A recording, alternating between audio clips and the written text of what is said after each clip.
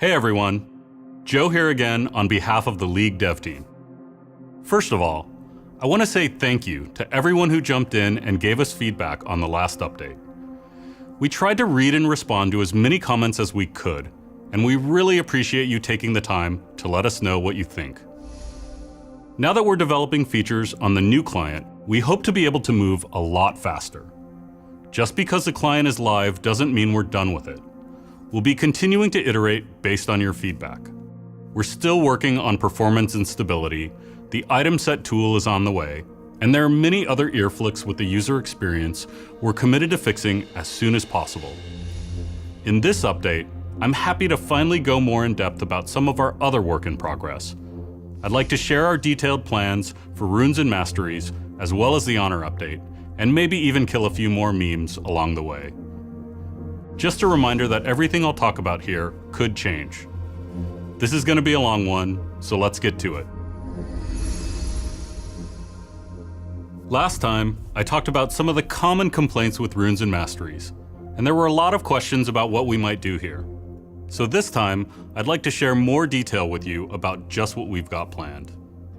Our current plan is to release a major overhaul to Runes and Masteries for this November's preseason. This is a big change with a lot of different pieces that we're referring to collectively as Runes Reforged. First, we're combining Runes and Masteries into a single pregame system. Instead of many, mostly incremental choices about stats, new runes concentrate the power down to a more focused set of choices that have a greater impact on gameplay. Similar to the current Mastery system, your most important choice will be your Keystone rune. But in the new system, a Keystone rune gets to be much more powerful than anything we've had in pre-game before. Keystones should feel like huge choices that you can build an entire playstyle around. Take Berserk, for example. After you've been in combat for a few seconds, Berserk grants you a 60% attack speed boost and raises your attack speed cap momentarily. Another example keystone is Perksy. Perksy is a pet that comes with special abilities. When you send her out, she gives a shield to allies or does additional damage to enemies. Your keystone is meant to be the focal point of your rune build, but you'll augment this build with minor and major rune choices. These give you flexibility in dealing with the enemy draft or taking advantage of your team's composition. For example, here's a major rune called Overheal. Excess healing past your max health gets converted to a shield. This is great if your champion has a lot of healing. It's also great if someone on your team picks Soraka or Sona. To ensure that runes help you adapt to each new game of League, runes will be fully editable in Champ Select.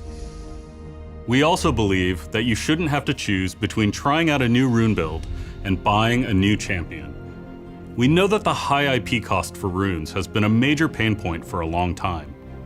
So we're super excited to let you know that new runes will be totally free for all players.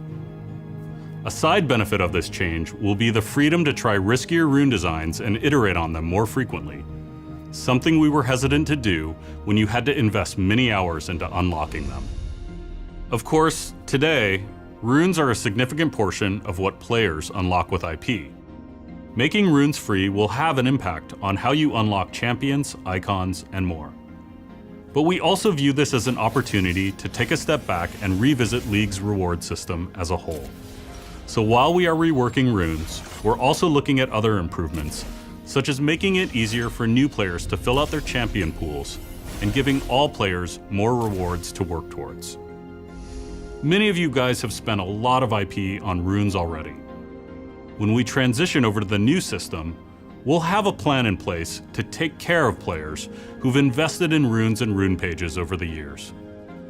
More on the transition and improving rewards as we get closer to preseason. Obviously, this is a big change, one of the biggest core gameplay changes we've made in years. Our designers will be sharing more details on Runes Reforged this week. We're talking about these changes early because we want to get your feedback as early as possible. So let us know. What do you think? What are you worried about? What are you excited about? We want to make this as good as it can be before it launches in November, and we need your help to get there. Now let's talk about the Honor update. Today, Honor is a quiet little set of buttons in the end of game screen. It's easy to forget these buttons even exist. Our new approach is to integrate the Honor system much more tightly with the game, so honorable players can get the recognition and the rewards they deserve. When we update Honor, after the Nexus explodes, you'll see a new screen where each player can choose to honor one teammate. There are 3 different categories meant to capture different types of honorable playstyles. If your top laner got camped early but refused to give up, you can honor them for having kept calm instead of tilting off the face of the earth. Or if your mid laner made an aggressive Baron call the second they saw someone in bot lane, you can give them the nod for great shot calling. For a teammate who is great to play with and just made the game more fun for everyone, you can honor them with a GG. After voting, you'll go to the normal end of game screen where you'll be able to see what honors you received. If you received 3 or more honors, you'll be recognized for the entire lobby. You'll also have an honor level. Your honor level will be viewable in your profile right next to your rank. You'll level up just by playing hard and earning honor from your teammates. If you have a few less honorable games, you can actually drop levels, and you'll have to earn back your standing through consistently sportsmanlike play. And your standing matters. A higher honor level comes with real benefits. Key fragments will now drop through the honor system instead, and more honorable players can get additional rewards, including exclusive content. Honor is headed to PBE this week, and we're aiming for a global release in patch 7.13. The Honor team will be diving deeper into details soon, so be sure to keep an eye out for that. We continue to look for opportunities to tackle quality of life features alongside our big development priorities.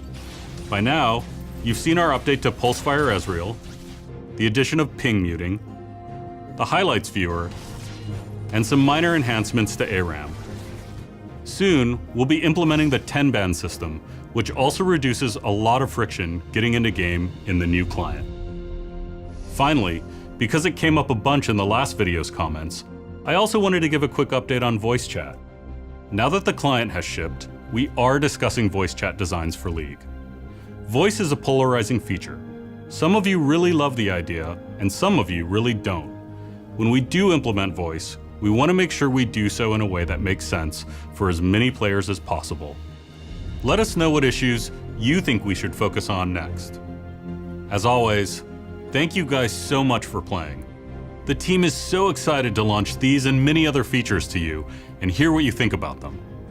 Feel free to leave comments or ask questions, and we'll do our best to address as many as we can. Thanks again, and see you on the Rift.